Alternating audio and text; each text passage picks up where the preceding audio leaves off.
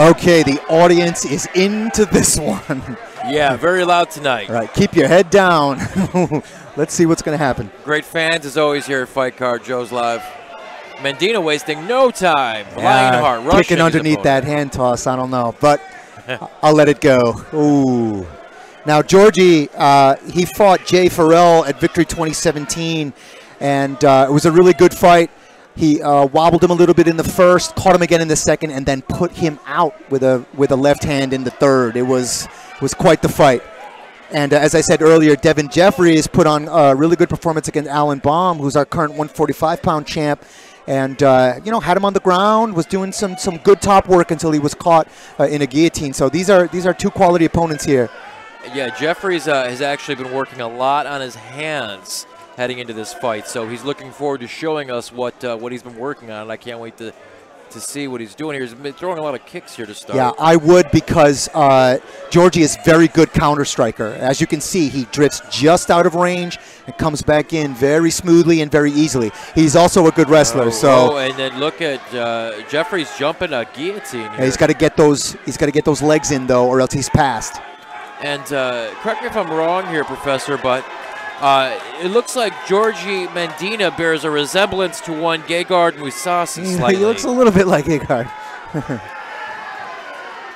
I wonder if Georgie saw that fight with Allen and said, you know, this guy's leaves his head in. Maybe I can catch him, you know. Again, he showed off a lot of great wrestling against his previous opponent,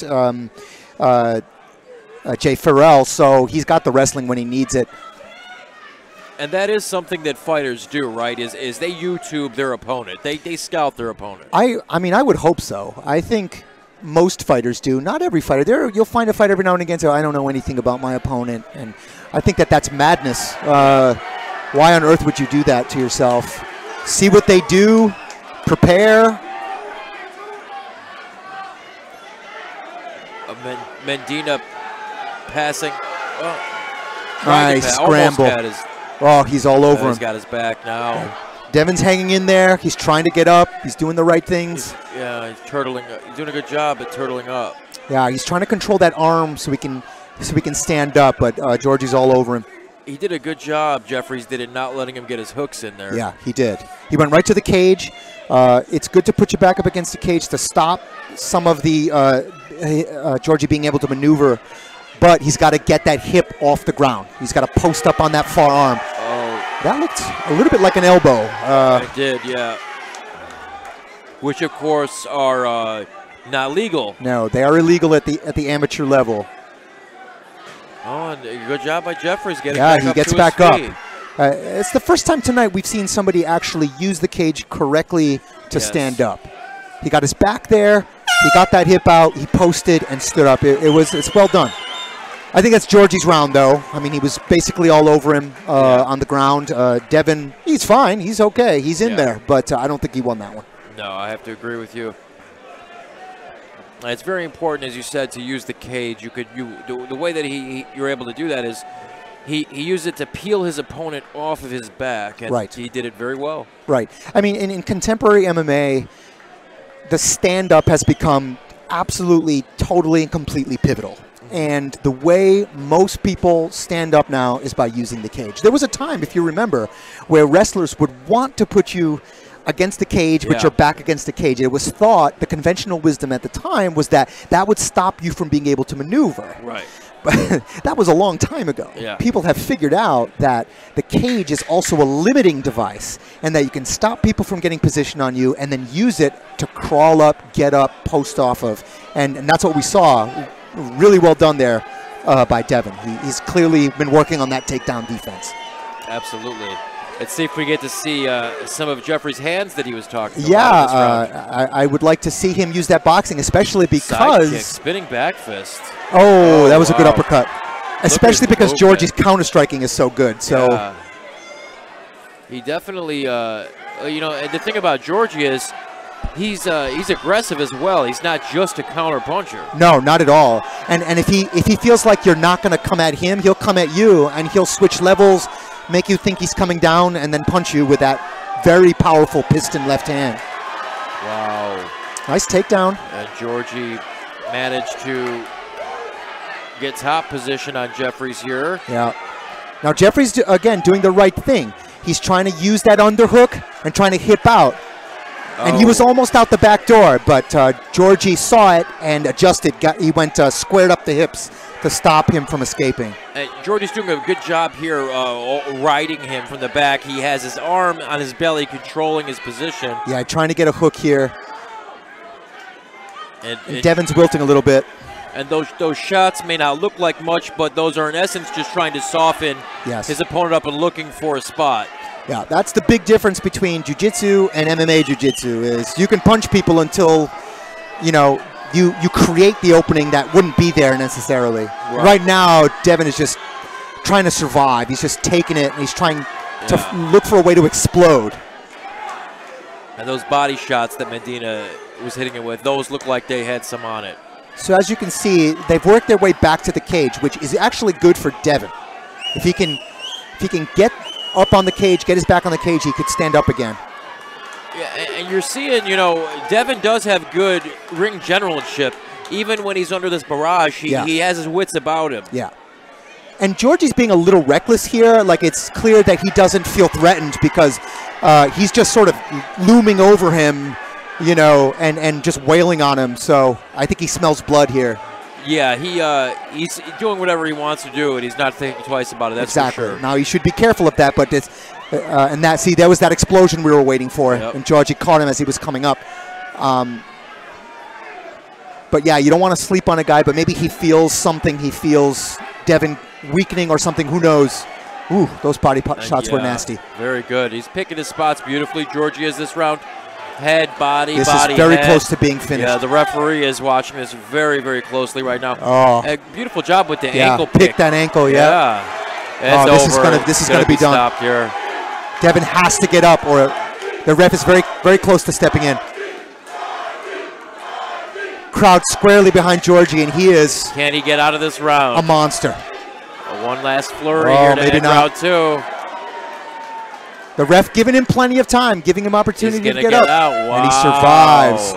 Okay, that was generous by the ref. He could have stepped in. I mean, absolutely. Devon looks okay, but that could have been stopped at any time at the end there. You have to intelligently defend yourself. Yeah. Again, I don't necessarily think it's bad that the ref didn't stop it. That's not what I'm saying. Right. Devon looks fine.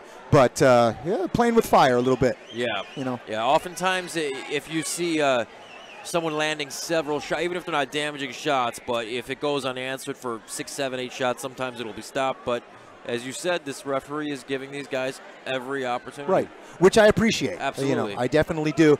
You know, clearly they have the fighter's well-being, and he was looking and saw that Devon was fine. He was bright-eyed. You know, he may have been taking hits, but they weren't devastating. Maybe they weren't landing clean. They were actually facing away from us, so it was hard to see.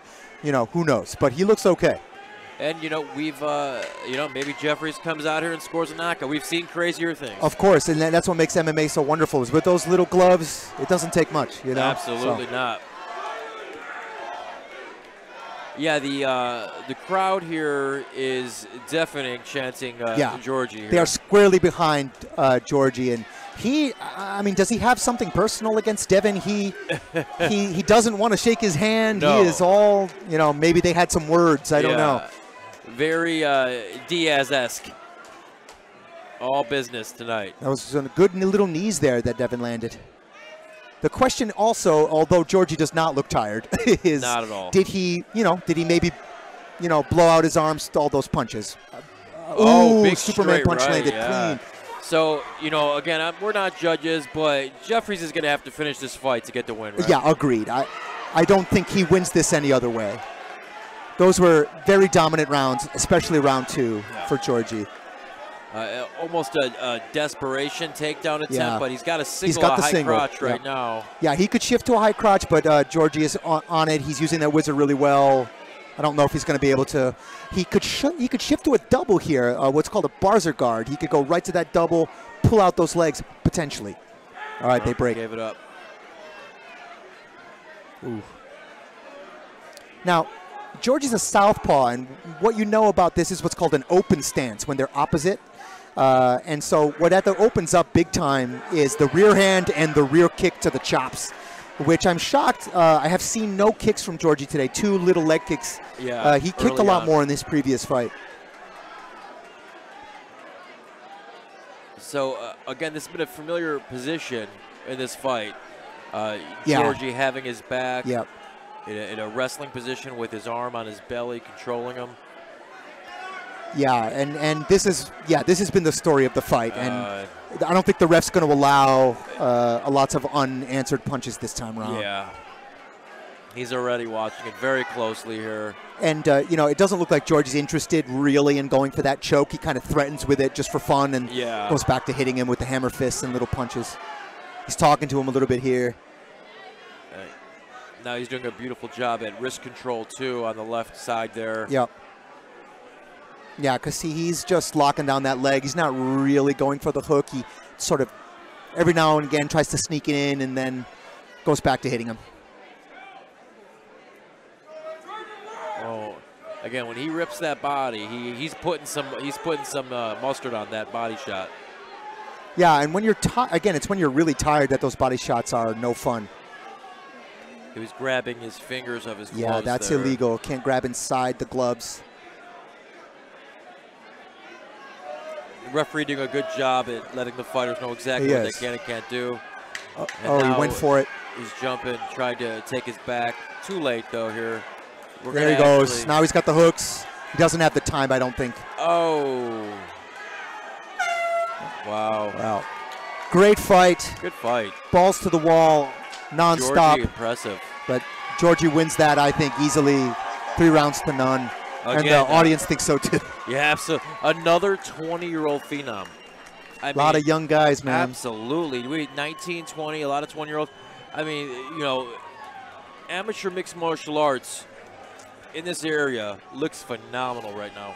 Yeah, I mean, I've always thought that Midwestern MMA is incredibly strong, and because of like the wrestling heritage of the Midwest, but that's not what we're seeing here necessarily. Like, yeah, plenty of guys, but we're seeing well-rounded MMA fighters, not just good wrestlers who can punch every now and again, you know?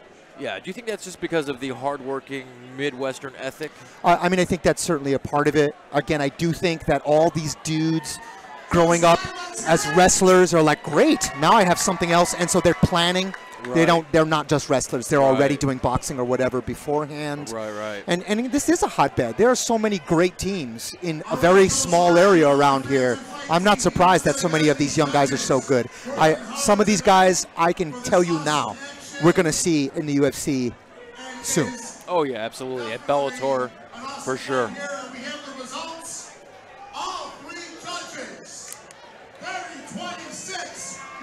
30-26. That's a 10-8 round.